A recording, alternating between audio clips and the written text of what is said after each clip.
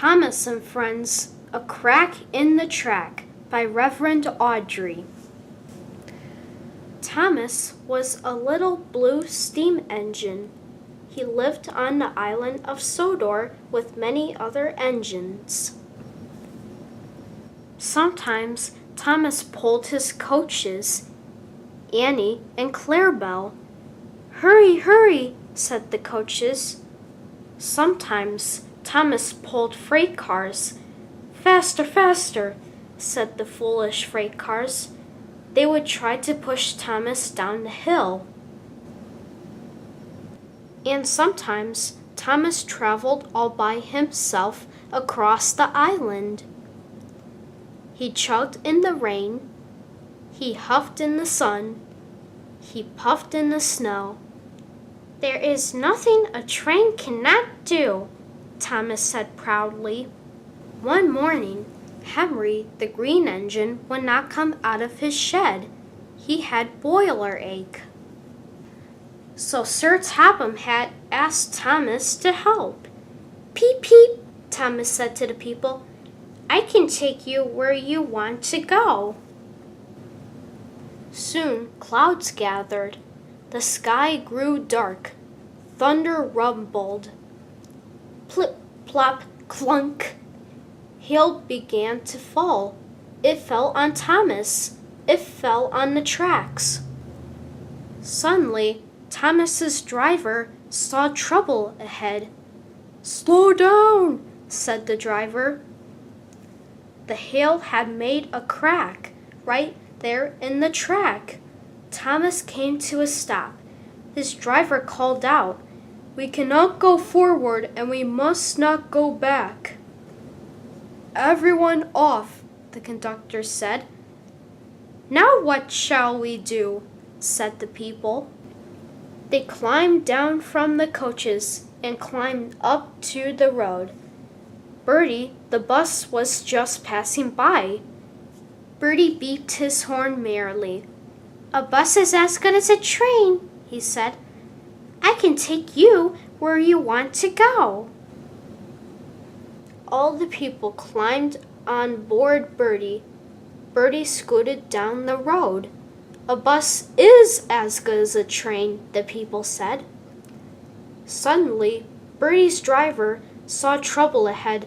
"Slow down," the driver said. There in the road was a bright green toad.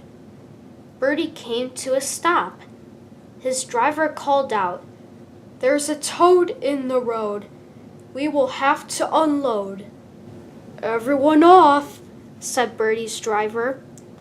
That toad in the road caused a fuss on the bus. "What will happen to us?" the people said. Then they walked down the road to another train station. But the trains were not running. "Why not?" asked the people. They soon found out. Thomas was still stuck at the crack in the track. Percy was stuck there at Thomas's back. Gordon was stuck behind Thomas and Percy. James, with 2 freight cars, was in quite a hurry.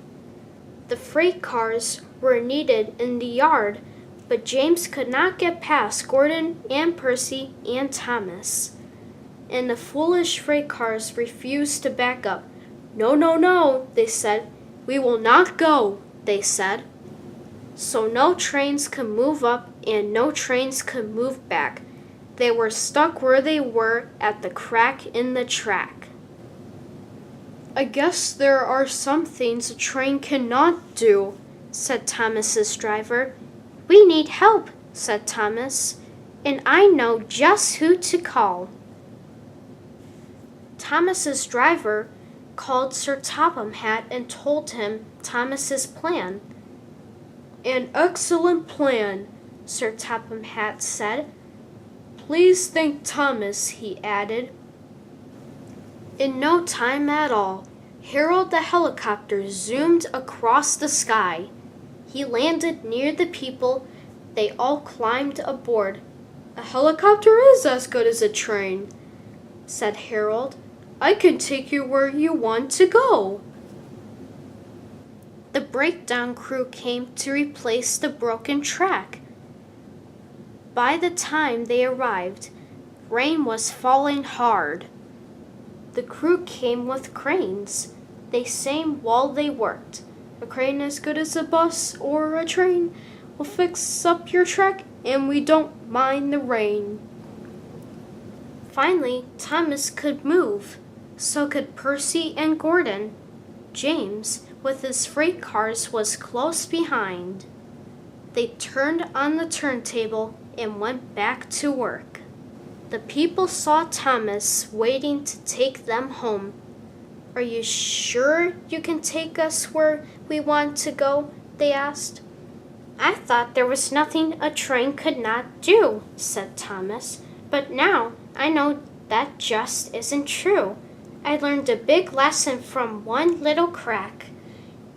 A train is only as good as its track."